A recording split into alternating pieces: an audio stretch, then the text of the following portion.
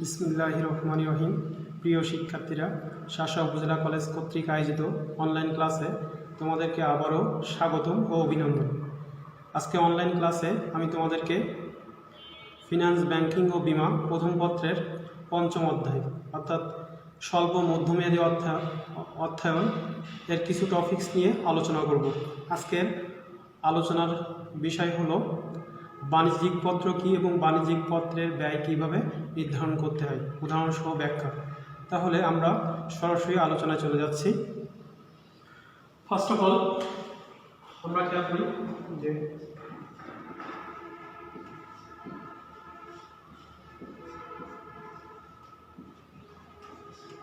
বাণিজ্যিক পত্রটা কি।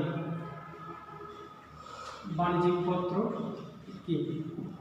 বাণিজ্যিক পত্র হলো স্বল্পমেয়াদী জামানতবিহীন ঋণপত্র, যেখানে বৃহৎ বা নামকরা প্রতিষ্ঠানগুলো মুদ্রা বাজারে জামানতবিহীনভাবে তাদের স্বল্পমেয়াদী অর্থায়ন সংগ্রহ করতে পারে। আর বাণিজ্যিক পত্রের মেয়াদ সাধারণত 3 মাস থেকে 270 দিন পর্যন্ত হয়ে থাকে। আর বাণিজ্যিক পত্রের মাধ্যমে সাধারণত স্বল্পমেয়াদী অর্থায়ন সংগ্রহ করা যায়। আর বাণিজ্যিক পত্রের ক্ষেত্রে সাধারণত লিখিত মূল্যের চেয়ে কম মূল্যে বিক্রয় করা হয়। আর লিখিত মূল্য এবং বিক্রয় মূল্যের এই যে পার্থক্য, এই পার্থক্যটাই হলো বাণিজ্যিক পত্র ক্রয়কারী প্রতিষ্ঠানের মুনাফা বা সুদ। এখন আমরা বাণিজ্যিক পত্রের ব্যয় কীভাবে নির্ধারণ করতে হয় সেটা খেয়াল করব।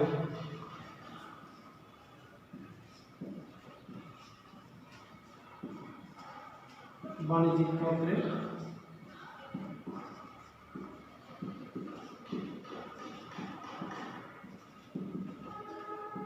ব্যয় নির্ধারণ। এখন বাণিজ্যিক পত্রের ব্যয় নির্ধারণ করতে ফার্স্ট অফ অল আমরা বাণিজ্যিক পত্রের সূত্রটা খেয়াল করি। কেসিপি সমান সমান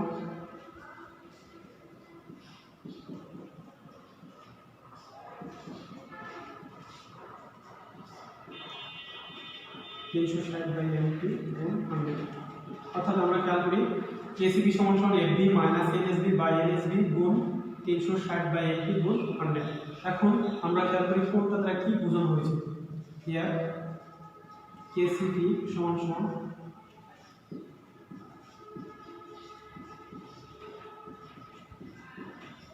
বাণিজ্যিক পত্রের ব্যয়, এফবি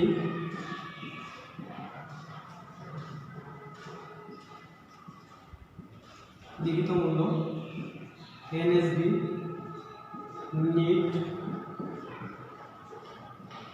বিক্রয় মূল্য। এটা বের করব কিভাবে? এসডি মাইনাস কস্ট, অর্থাৎ বিক্রয় মূল্য মাইনাস ব্যয়, দেন এমপি অর্থাৎ হলো মেয়াদ। তাহলে আমাকে বাণিজ্যিক পত্রের ব্যয় নির্ধারণের ক্ষেত্রে আমাকে ফার্স্ট অফ অল কি কি জানতে হবে? ফেস ভ্যালু, লিখিত মূল্য, এনএসবি নিট সেল ভ্যালু অর্থাৎ নিট বিক্রয় মূল্য কিভাবে বের করবো? এসডি মাইনাস কস্ট অর্থাৎ বিক্রয় মূল্য থেকে ব্যয় বা দেন মেয়াদ, এমপি হলো ম্যাচুরিটি পিরিয়ড অর্থাৎ অঙ্কের মেয়াদ যতদিন সেটা। এখন এই তথ্যগুলো যদি সঠিকভাবে জানতে পারি তাহলে আমরা সহজেই বাণিজ্যিক পত্রের ব্যয় নির্ধারণ করতে পারবো। এখন আমরা উদাহরণের সাথে ব্যাখ্যা করার চেষ্টা করতেছি।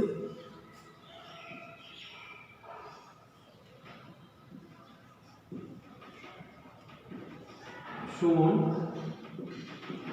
জনাব সুমন 3 মাস মেয়াদী 1000 টাকা লিখিত মূল্যের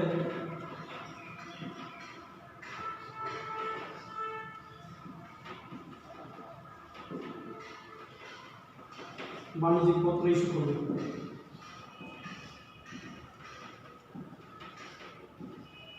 যার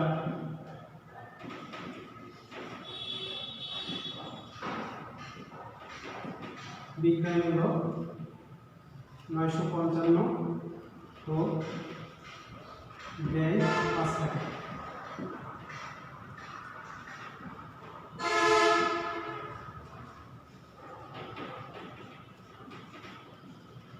পত্রের ব্যয় তাহলে আমরা খেয়াল করি, বলছে জনাব সুমন 3 মাস মেয়াদি 1000 টাকা লিখিত মূল্যে একটি বাণিজ্যিক পত্র ইস্যু করলো, যার বিক্রয় মূল্য 955 টাকা, ব্যয় 5 টাকা এবং বাণিজ্যিক পত্রে ব্যয় নির্ণয় করো। এখন আমরা যেহেতু কেসিপি মানে লিখছি বাণিজ্যিক পত্রের ব্যয়, তাহলে বাণিজ্যিক পত্রের ব্যয়টা নির্ণয় করব। দেন লিখিত মূল্য এই অঙ্কের ক্ষেত্রে 1000 টাকা। দেন নিট সেল বিক্রয় মূল্য, এখানে মান যদি বসাই তাহলে 955 হলো বিক্রয় মূল্য আর ব্যয় হলো 5 টাকা। তাহলে আমাদের ক্যালকুলেশন করলে আসছে হলো 950। আর মেয়াদ যেহেতু 3 মাস বলছে, 3 মাস মেয়াদ অর্থাৎ 3 90 দিন।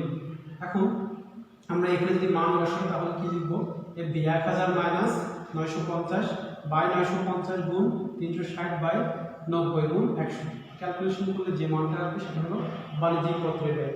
কিন্তু এটা হলো আমার যদি সরাসরি দেওয়া থাকে, কিন্তু যদি সরাসরি দেওয়া না থাকে তখন কিভাবে করব একটু খেয়াল করি। যদি এমন বলা থাকে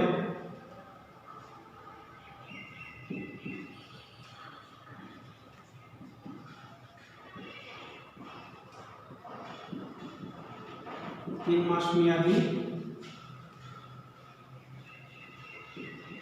1000 টাকা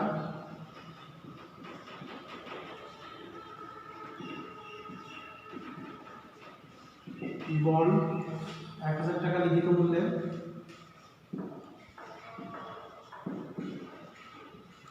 বাণিজ্যিক পত্র ইস্যু করা হলো, যা সুদের হার 10% ও ব্যয় 10 টাকা। তাহলে বাণিজ্যিক পত্রের ব্যয় নির্ণয় করব।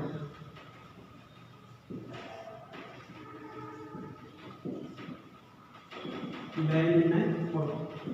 এখন এই ক্ষেত্রে যদি আমরা খেয়াল করি, ফার্স্ট অফ অল আমরা সূত্র যেটা লিখছি কেসিপি সমান সমান FB minus LSB by LSB গুণ 360 বাই এফবি গুণ 100। এখন অঙ্কে বলা আছে, যদি বলা থাকে 3 মাস মেয়াদি 1000 টাকা লিখিত মূল্যের বাণিজ্যিক পত্র ইস্যু করা হলো, যার সুদের হার 10%, ব্যয় 10 টাকা এবং বাণিজ্যিক পত্রের ব্যয় নির্ণয় করবে। তাহলে ফার্স্ট অফ অল আমরা খেয়াল করি এমপি সমান সমান 90 দিন। দেন এফডি সমান সমান 1000। তারপরে হলো কস্ট সমান সমান 10 টাকা। এখন আমার লাগবে হলো এসবি। এসবি যদি দেওয়া না থাকে, যদি কখনো আমাকে এসবি দেওয়া না থাকে তখন ওই অঙ্কে সুদের হার দেওয়া থাকবে। এখন বের করার সিস্টেমটা কি, এফবি মাইনাস এফবি গুণ ইন্টারেস্ট রেট।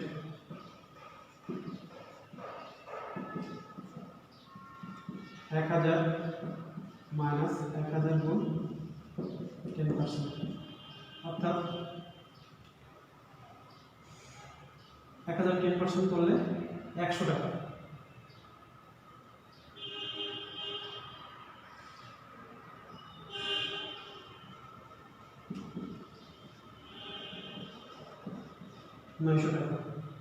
এখন আমার অঙ্ক করতে গেলে লাগবে হলো এনএসবি সমান সমান এসবি মাইনাস কস্ট, অর্থাৎ এসবি হলো 900 টাকা, কস্ট হলো 10 টাকা, তাহলে 890 টাকা। এখন আমার অঙ্ক যদি এই অঙ্কের মান বসাই তাহলে ক্যালকুলেশন হয়ে যাবে। কিন্তু যদি আমরা খেয়াল করবো, যদি অঙ্কে এসবি দেওয়া না থাকে তাহলে এসবি বের করার সিস্টেমটা কি, এফবি মাইনাস এফবি গুণ ইন্টারেস্ট রেট। তাহলে এফবি হলো 1000 টাকা মাইনাস 1000 গুণ 10%, অর্থাৎ 100 টাকা। তাহলে 1000 থেকে 100 বাদ দিলে 900 টাকা। 900 টাকা থেকে কস্ট বাদ দিলাম 10 টাকা, 890 টাকা। তাহলে আমরা এই অঙ্কের ক্ষেত্রে এই মানগুলো যদি বসাতে পারি সঠিকভাবে এবং ক্যালকুলেশন করি তাহলে আমার বাণিজ্যিক পত্রের ব্যয়টা বের হয়ে যাবে। আর বাণিজ্যিক পত্রের ব্যয়টা সবসময় পার্সেন্টেজে করব।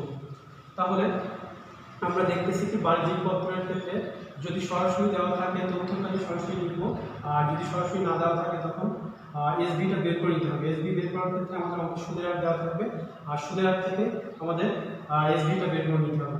আর যদি কখনো আমাকে ব্যয়টা সরাসরি না দেওয়া থাকে, যেমন এখানে বলা আছে যে ব্যয় হলো 10 টাকা, যদি ব্যয় 10 টাকা না দেওয়া থাকে তখন ব্যয়টা যদি রেট দেওয়া থাকে, যেমন এই অঙ্কের ক্ষেত্রে যদি ব্যয় 10 টাকা না দিয়ে যদি ব্যয়টা 10% দেওয়া থাকতো বা 10% 1% দেওয়া থাকবে, ব্যয় 1%, তাহলে আমরা কত টাকার উপর কাটবো?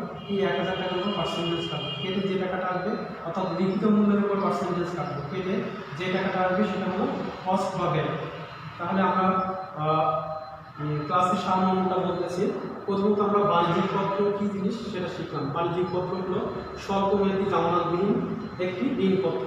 এর মাধ্যমে মুদ্রা বাজার থেকে বৃহৎ বা নামকরা প্রতিষ্ঠানসমূহ তার প্রয়োজনীয় স্বল্পমেয়াদী অর্থ সংস্থান করে থাকে, আর মেয়াদ সাধারণত 3 মাস থেকে 270 দিন হয়ে থাকে।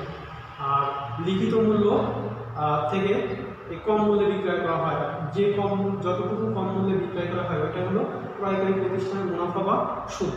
আর বাণিজ্যিক পত্রের ব্যয় নির্ধারণের সূত্র হলো এসিবি সমান এফবি মাইনাস এনএসবি বা এনএসবি গুণ 360 বাই এফবি গুণ 100। এখন এফবি হলো লিখিত মূল্য, এসিবি হলো বাণিজ্যিক পত্রের ব্যয়, এনএসবি হলো লিড বিক্রয় মূল্য, এমপি হলো মেয়াদ। আর এনএসবিটা বের করতে হবে কীভাবে? বিক্রয় মূল্য থেকে ব্যয়টা বাদ দিয়ে। এখন আমার অঙ্কের ক্ষেত্রে যদি আমার সরাসরি তথ্য দেওয়া থাকে তাহলে সরাসরি করবো, আর যদি সরাসরি না দেওয়া থাকে এসবি বের করার মতো তথ্য দেওয়া থাকে তখন এসবি বের করবো। সূত্রটা কি বলছি? এফবি মাইনাস এফবি গুণ ইন্টারেস্ট রেট। আর একটা কথা বলছি, যদি ব্যয়ের টাকা সরাসরি না দেওয়া থাকে পার্সেন্টেজ দেওয়া থাকে তখন ব্যয়টা লিখিত মূল্যের উপর পার্সেন্টেজ কাটবো, কেটে আমরা ব্যয়টা নির্ধারণ করবো। ব্যয়টা নির্ধারণ করার পর দিন মান বসাবো, মান বসালে আমরা বাণিজ্যিক পত্রের ব্যয়টা সঠিকভাবে নির্ধারণ করতে পারবো। এখন বাসায় বাণিজ্যিক পত্রের ব্যয় নির্ধারণের ক্ষেত্রে নির্ধারণের যে অঙ্কগুলো আছে সেগুলো সমাধান করার চেষ্টা করব। আর যদি কারো কোনো সমস্যা হয় সেগুলো কমেন্টসে জানাবো। ধন্যবাদ সবাইকে। আল্লাহ হাফিজ।